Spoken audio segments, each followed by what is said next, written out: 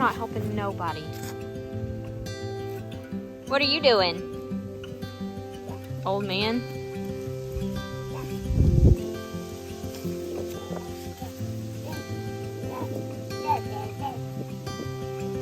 Are you helping?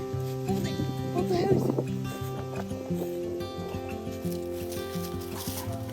Ready? Hold it. Hold it. Come on, let's walk. You gonna hold it? You help Mimi? Grab it. It's like, I'll just walk beside you. Yeah, just do that and then. Jackie, hi. Don't forget that. Look at Jack.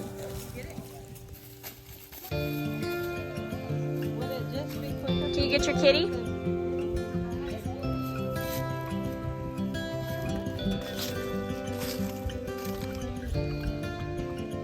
You playing in the creek, Maxie?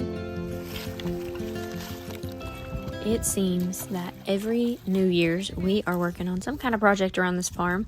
Last year it was fencing, and this year my parents have been reinstalling a gas line. I'm not going to get into that story, but we walked over one day and their whole yard was dug up. The projects are never ending and they just keep on coming, but that's okay. It is part of living out in the country. Now for New Year's, Keith and I had 2 young babies in bed the night of New Year's, and so we stayed up playing games, watching TV, and just hanging out, which doesn't happen very often. Of course, for New Year's, we had to make our traditional New Year's meal. So the next day, we got up, moved very slowly, but got all of the food ready. We do black-eyed peas.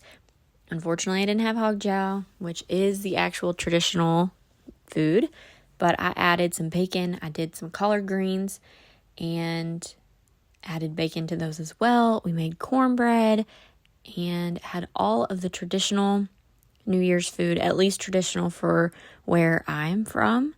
This is what we eat. Now I'm having a cast iron conundrum, if you will, where all of my cast iron pans, I've done something weird to them, I guess.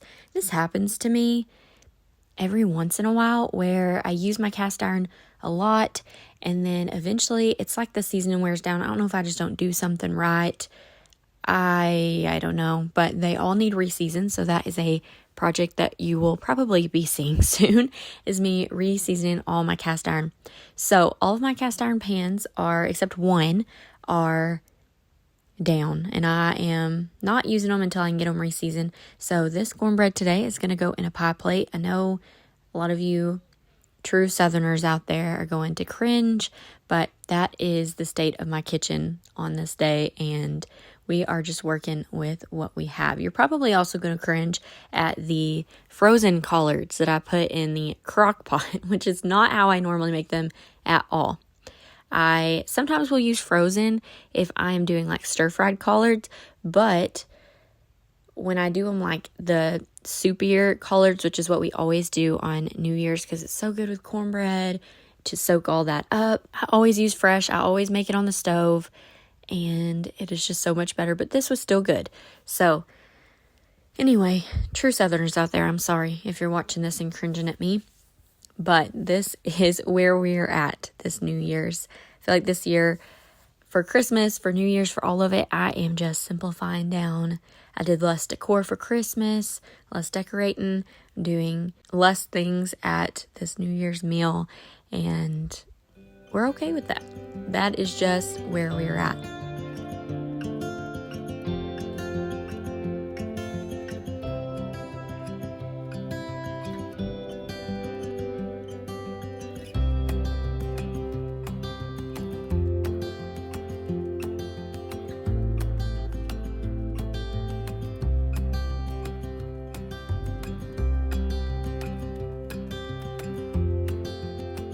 Now, my mom got me this recipe card box for Christmas, so I'm writing down my cornbread recipe that I just have randomly jotted down in my phone and adding it to my box while Mr. Jack Riley roams around at my feet.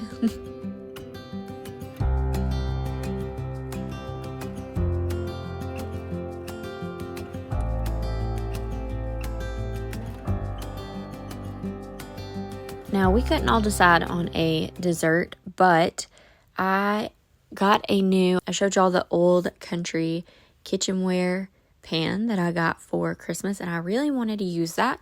And so we couldn't all agree on lemon pound cake or a coconut pound cake, and I needed to use up the lemon. I had stuff for a coconut sour cream cake that I usually make at Christmas that I just didn't get to. So what I decided to do was make the old country kitchenware cream cheese pound cake in my pan, and then I made up one batch of lemon meringue, like a pudding, and then I also made up the sour cream coconut cake icing, and just had both of those in bowls that you could top your pound cake with. I also made this pound cake gluten-free.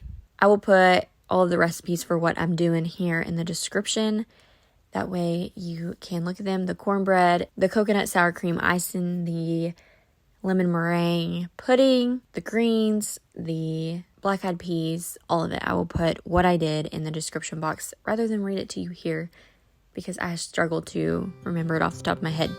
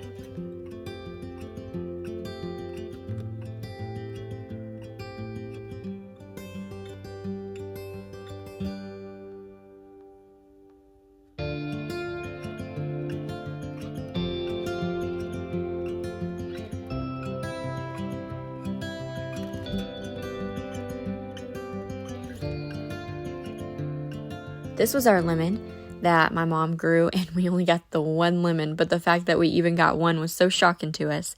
And I talked about that in a different video, but I needed to get it used up. This was such an odd lemon, and I don't know.